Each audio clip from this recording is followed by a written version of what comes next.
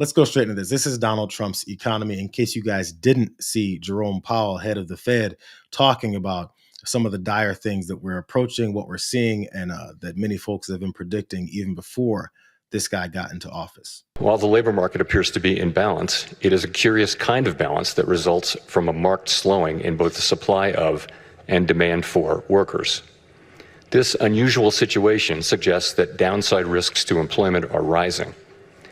And if those risks materialize, they can do so quickly in the form of sharply higher layoffs and rising unemployment.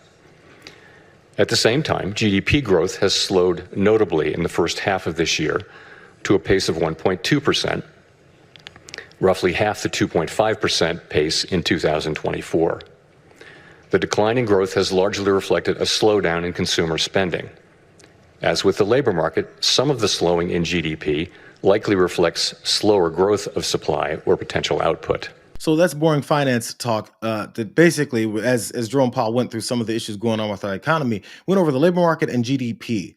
The slowing labor market, as we saw, was going on right before Donald Trump fired the commissioner of the Bureau of Labor Statistics, that gave those stats that he didn't like because there was too much truth behind them. He wasn't done yet because there's multi-layers to the problems going on that we're seeing on the horizon. Here's more. Turning to inflation, higher tariffs have begun to push up prices in some categories of goods.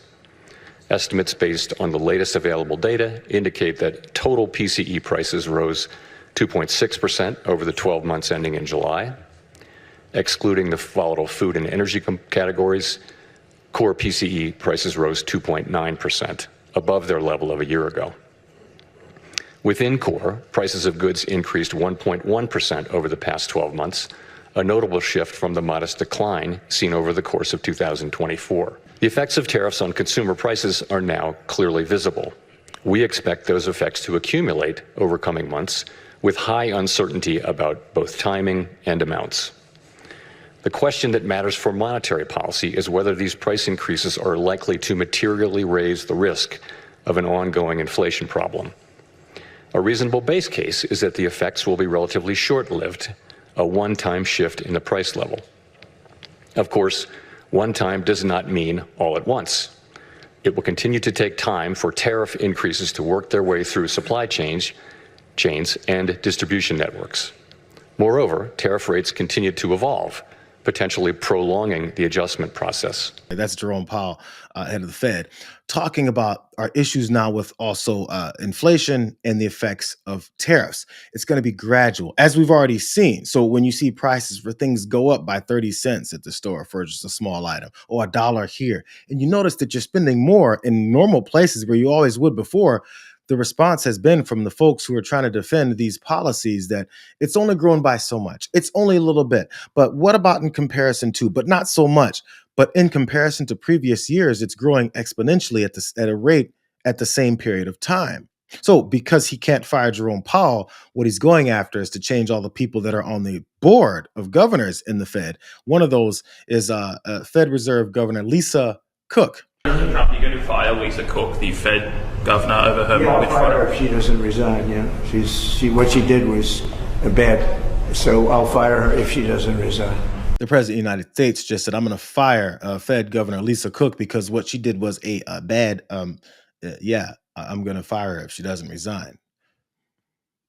I feel like the reporter should have said, what did she do? He doesn't know. He has no idea. He just heard he's supposed to fire her so that he can, replace her. And since she, didn't resign, he says, you are hereby removed from your position on the board of governors of the Federal Reserve, effective immediately. He has to do this as by cause, and he doesn't know the cause because as you saw him say there, she did a bad stuff. So again, as dictators work, he doesn't have a reason. He has accusations from someone that's been accusing anyone that his political enemies or anyone that he wants to get rid of for political opportunity to destroy more things as quickly as possible. So I was happy to see this because Lisa Cook responded. She said, President Trump purported to fire me for cause when no cause exists under the law, and he has no authority to do so. I will not resign. I will continue to carry out my duties to help the American economy as I've been doing so since 2022. Trump's attempt, by this back to the article, Trump's attempt to fire Cook may very well be on a collision course with recent Supreme Court rulings from May, because in that case, the court ruled that the president could remove 2 members from their respective government boards. Here's those 2 boards: the National Labor Relations Board and the Merit Systems Protection Board. In case you guys aren't following, the National Relations Board and the Merit Systems Board are not the Fed. So, however, the court suggested that the president does not have the authority to remove Federal Reserve Board members. Wild how the Supreme Court said that. The Federal Reserve is a uniquely structured quasi-private entity that follows the distinct historical tradition of the first and second banks of the United States. They are just doing whatever they want. So the good news about that is, as I've said, the point here is folks are fighting back. Lisa Cook said, hell no, you can't fire me, and I'm here to continue to do the work and continue to bring actual reality to the perspective for the American people, because that's what I was placed on this board to do. So in stupid form, here comes Howard Lutnick to talk about it. Someone asked him over on CNBC how he feels about this rejection of their latest power grab. Lisa Cook, governor at the Fed, who has been fired by the president for cause. She says she's not going and that he doesn't have the authority to do such a thing. You're obviously in the administration, close to the president, also understand how the wheels of just the machinery of the government work. Who pays her paycheck, for example? Is that something that has to come directly from the Fed? Is that something that Chair Powell will have to turn off, if you will? Does she have a pass to get into the building as somebody turns on or turns off? And who does that? So, I don't know the details of who has her paycheck or not. But the issue is a federal government, a governor of the Federal Reserve, literally signs her name and commits mortgage fraud, right? It's alleged that she's committed mortgage fraud, and she says, I'm not going anywhere. Well, the crook always says, I'm not going anywhere. And why would anybody defend that? The real question should be, did she commit mortgage fraud, yes or no?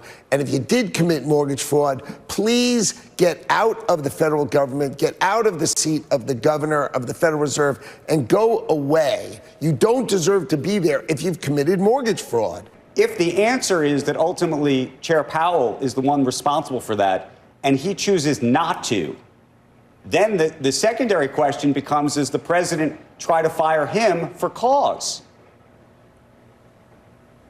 Well, these are all what-if scenarios. The answer is the Department of Justice will go take this on and deal with this. Howard Lutnick has no idea what he's talking about. He's just said that the president said that that's what he wants, therefore that's what should happen. He even admits it here because he's a dummy. I guess the Department of Justice would have to go, even when asked directly, it would have to be Jerome Powell to rid her of her position, not the president, not you, and not the corrupt Department of Justice now run by the president. None of those folks. That's why he's trying to go in this step, because he already threatened Jerome Powell 85 times. That's how he operates. But Howard Lutnick is just talking about how, hey, he mentioned it. This is what he said. She signed her name and allegedly commits mortgage fraud. And he said, if you did that, did she do it? Or are you asking if she did? It's weird how this whole thing that Stephen Miller said months ago he's looking to get rid of in this country, which I guess they've gotten to that point of, is this due process thing, where you have to adjudicate whether or not your accusations against your political enemies are actually true or not. The things that happened against Donald Trump that were adjudicated through multiple courts and found him guilty of all of those things, but they still said that was fake news. But those 34 felony counts still hold, but they can just accuse anybody of anything and say, get off the board because Donald Trump doesn't want you there. I'm going to show you why Donald Trump doesn't want her there. Her term officially began in 2022 in May, and she was confirmed for a full 14-year term that extends to 2038. She has held roles at the Treasury as part of the Council on Foreign Relations. She was a National Research Fellow at Hoover Stanford Institute. She's advised the governments of Nigeria and Rwanda on finance and development. She is qualified for the role, which is why she was confirmed. So let's set the table with that background of the member of the board who has a 13-year term, if you consider this year almost done. That's what Trump ultimately wants, because whoever he gets to replace her with will serve out the rest of her term and have that whole time. And that's the key. Michael Steele then pointed out she's at the beginning of her 14-year term.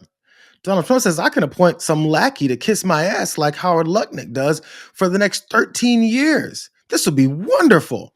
Let me go after her. And it doesn't hurt that she's extremely qualified. She's a black woman who he just said yesterday, all the black women just love me. They've been wanting me to come to Chicago for a while, except for the fact 98% of black women in this country give him so many middle fingers, he doesn't know what to do with them. So, but still, he targets them at any chance that he gets. And this is just another one. But she's in a perfect position for him to take over and have some idiot come in for 13 years and do his bidding, regardless of the destruction that he unleashes on the country.